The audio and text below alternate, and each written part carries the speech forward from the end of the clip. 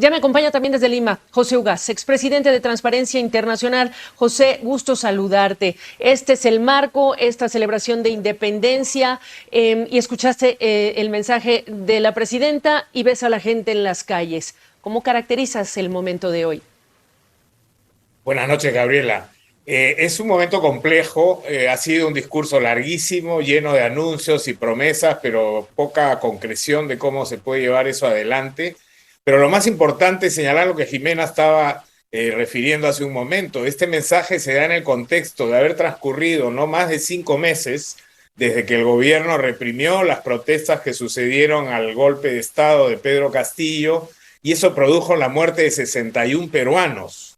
La gran mayoría personas del lado de quienes estaban ejerciendo la protesta, aunque hubo 6 militares también fallecidos y un policía.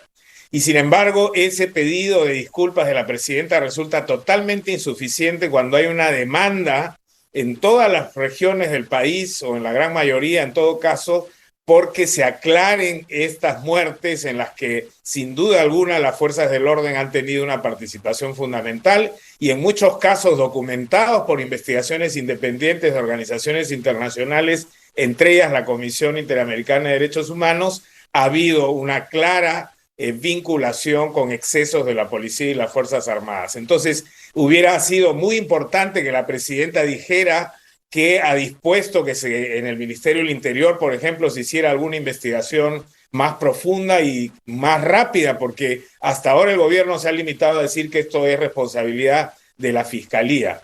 Luego han habido algunas omisiones importantes, se ha hecho referencia a la corrupción, ha dicho la presidenta que en el Ministerio de Transportes y Vivienda, donde ciertamente han habido graves casos de corrupción, se han tomado algunas medidas, pero no ha hecho ninguna referencia a las acusaciones de corrupción en su propio entorno. La presidenta o su gobierno ha mantenido al secretario de Palacio de Justicia, de Pedro Castillo, claramente vinculado a actos de corrupción hasta este mes. Hay personas muy cercanas a ella que están siendo acusadas de haber traficado con influencia. Su propio hermano está mencionado en denuncias en las que estaría utilizando recursos públicos para crear un partido político. Y también en el entorno del premier, del presidente del Consejo de Ministros, se habla de casos de corrupción. También ha dicho la presidenta que va a hacer una apuesta por la meritocracia, y en días pasados ha estado sacando unos anuncios diciendo que ellos han hecho su mejor esfuerzo para elegir a los mejores cuadros para la función pública. Y eso no es verdad. Hemos visto lo que ha pasado con el canal del Estado, donde se ha puesto a una persona del entorno de la presidenta que no tiene ninguna experiencia profesional para dirigir los medios de comunicación del Estado, y esto claramente rompe los principios meritocráticos. Hay cuestionamientos para el ministro de Justicia y otros altos funcionarios nombrados por este gobierno que están bajo investigación.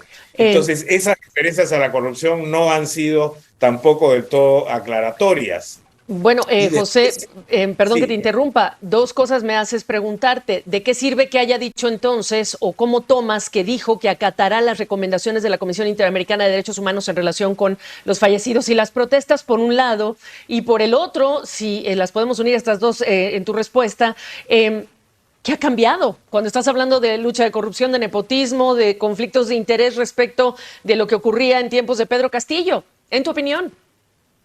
sí, respecto a la primera parte de tu pregunta, yo supongo que ella está pensando que cuando la Fiscalía termine sus investigaciones, estas coincidirán o no con lo que haya dicho la Comisión Interamericana, y que ella acatará si es que alguna de las acciones que se han iniciado en el sistema interamericano terminan disponiendo algo en contra del gobierno del Perú. Pero eso, insisto, es insuficiente. El gobierno ha podido hacer gestos y tomar Okay. decisiones desde su lado, desde el lado del Ejecutivo, independientemente de la Fiscalía, que evidenciaran una voluntad de esclarecimiento por qué es que han muerto 61 peruanos con poca explicación de parte del Ejecutivo. Entonces, eso me parece que sin duda alguna es un defecto muy grave del lado del gobierno.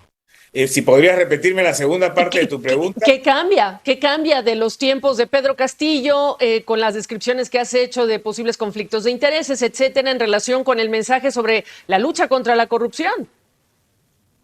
si hay un cambio cuantitativo, diría yo, en la medida en que Castillo puso la barra muy alta. El gobierno de Castillo fue de una corrupción desde antes que se sentara en el Palacio de Gobierno. Él ya con la segunda vuelta electoral había iniciado un esquema de corrupción intensa y además un desmontaje institucional. Es cierto que ese nivel se redujo de manera importante con la presidenta, pero no se ha resuelto el problema. La misma presidenta hoy día está cuestionada ella por su actitud ética respecto de posibles plagios de obras que ha presentado y sus explicaciones no han sido satisfactorias. Entonces, yo diría que hay una reducción cuantitativa respecto de la intensidad de corrupción y desmontaje institucional o mediocridad en la designación de funcionarios públicos de Castillo con este gobierno, pero estamos muy lejos de decir que este es un gobierno que ha resuelto el problema de la meritocracia, de la fortaleza de las instituciones y, por cierto, de la lucha contra la corrupción que tanto nos prometió esta presidenta cuando llegó al poder.